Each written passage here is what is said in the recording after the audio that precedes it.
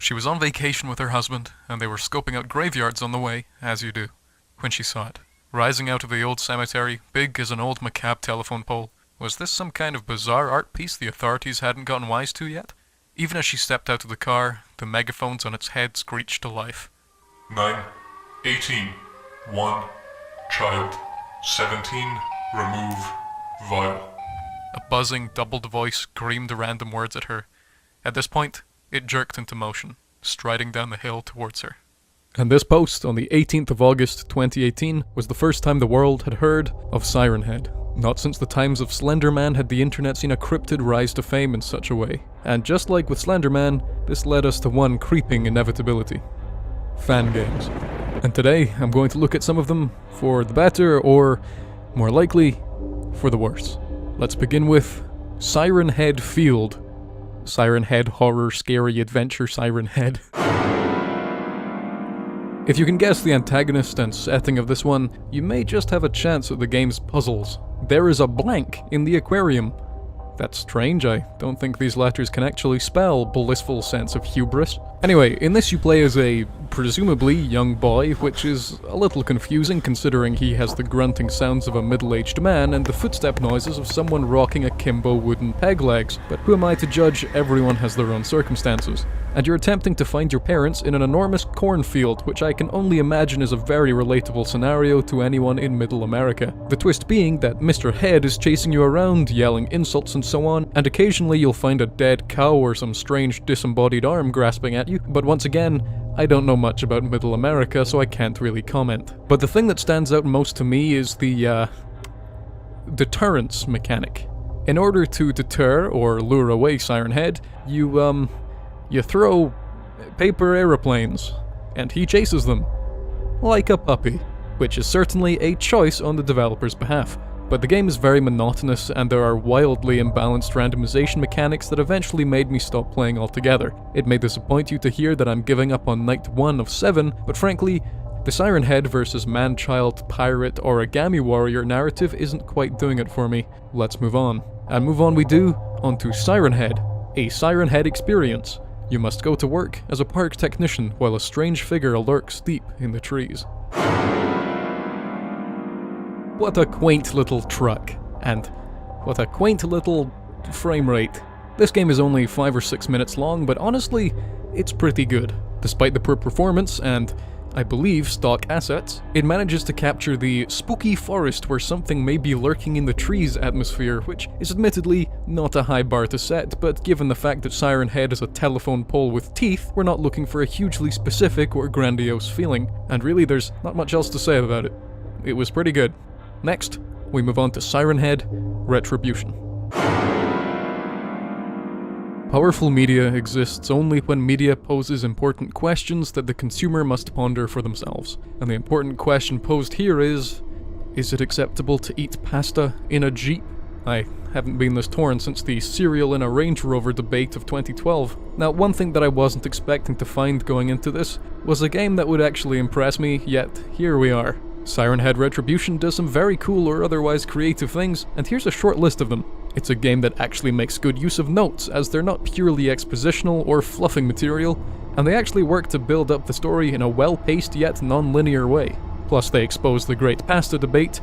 That's some real quality right there. It has some excellent build-up and visual storytelling before Siren Head actually appears, and when he does appear, a lot of his actions are simply implied off-screen through pretty chilling audio cues. Siren Head is not just a big chasey monster, he has some mechanics that I can't fully wrap my head around, but I've had it where he just stands there, waiting for me, menacingly. And the final cool thing the game does is that it has a limited stamina bar, as in, you only have a set amount of sprinting available for the entire game, which, if you're like me and spend it all at the start, can make the latter stretches very tense. And yeah, I don't really have any complaints about this one. It had me genuinely scared to leave the few safe areas it has. Overall, it was really good.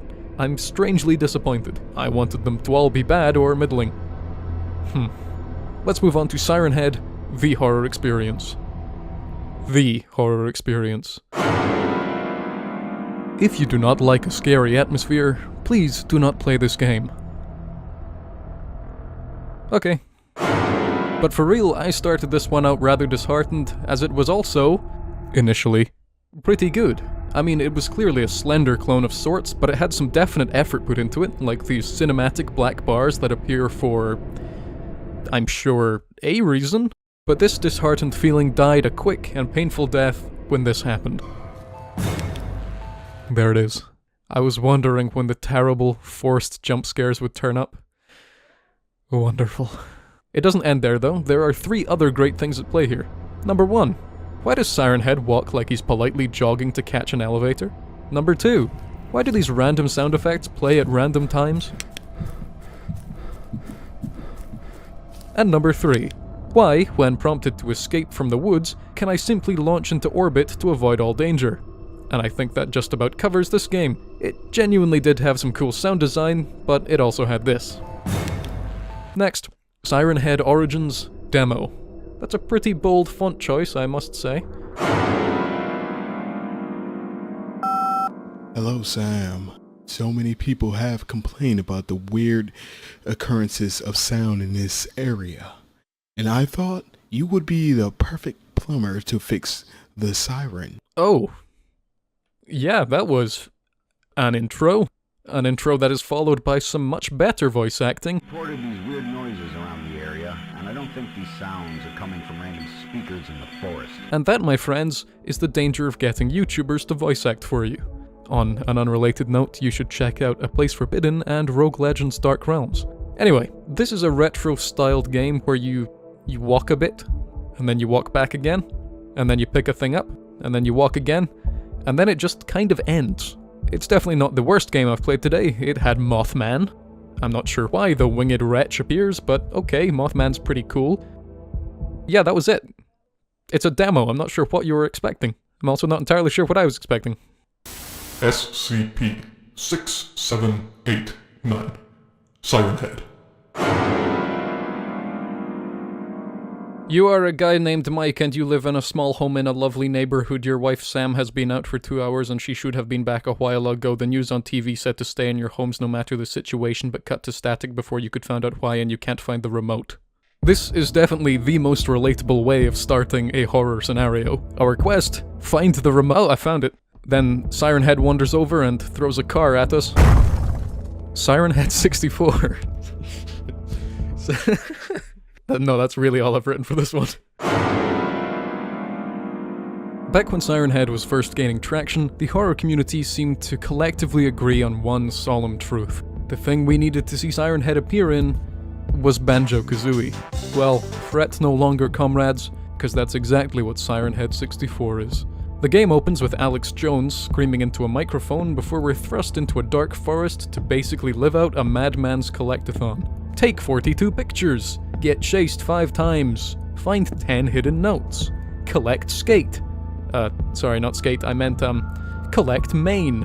And your only real obstacle is Slenderhead, Siren Med, who is, by the way, almost unreasonably chill on normal difficulty. He does not even remotely care about you until you get close, and even then he just kinda marches at you slowly. And I have to say, so far this game plays most like a shitpost or a fever dream, and I'm totally for it. I had fun, but it certainly felt like the game was having a lot more fun. Anyway, now we reach the first of 3 games that all share the same name. Siren Head.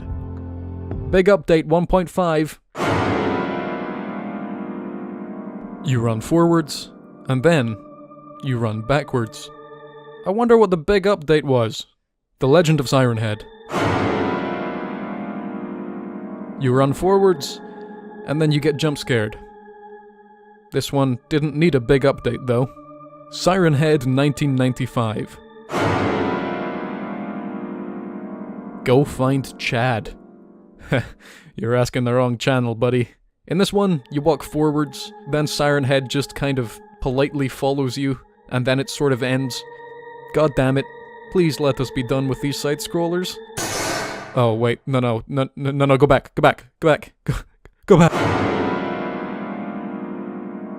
An alternate name for this game would be Tim Burton's Mega Bloks Nightmare because the colors, shapes, and fauna don't exactly scream Siren Head to me. Regardless, I start the game by leaping out my window and running to some weird forest. Unfortunately, this was not the play.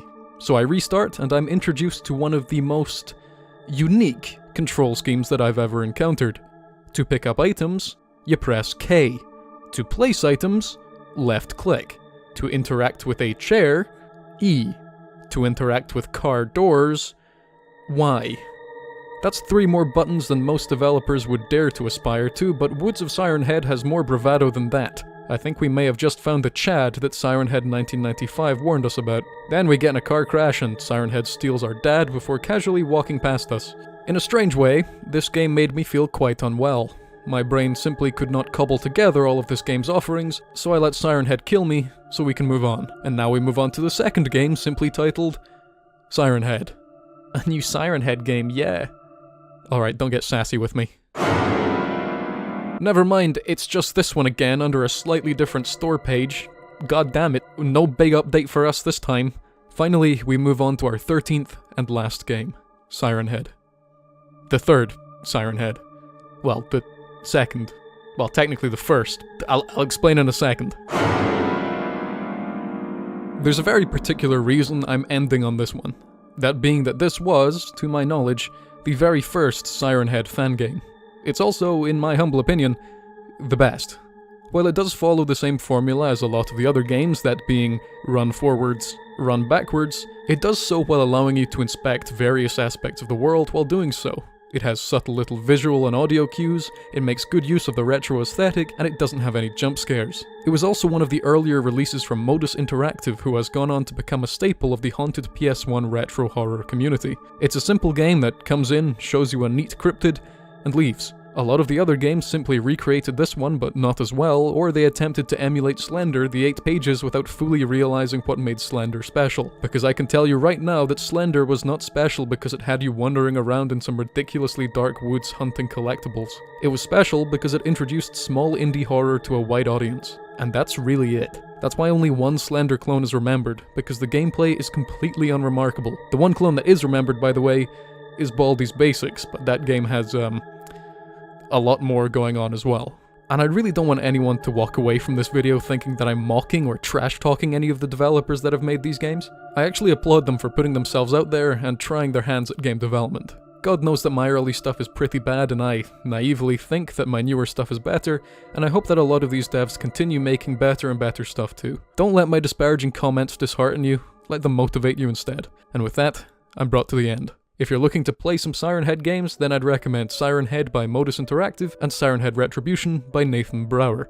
And of course, I've only covered a handful here, so go ahead and explore more for yourself. I'd like to thank my $5 and up patrons for helping me decide on this video idea, and those patrons are Avatar of Chaos, Big Orse TV, COS, Project Arc, Necromorg, Automatic Bobcat, and Bobby Musto. You can follow me on the links on screen, and that's it from me. Thank you very much for watching. Untrusted Life, Cthulhu 135, Dabbing for Kool-Aid Jammers, The Teeps, Emsky, Ernst the Ace. Thanks for being co-patrons, yo!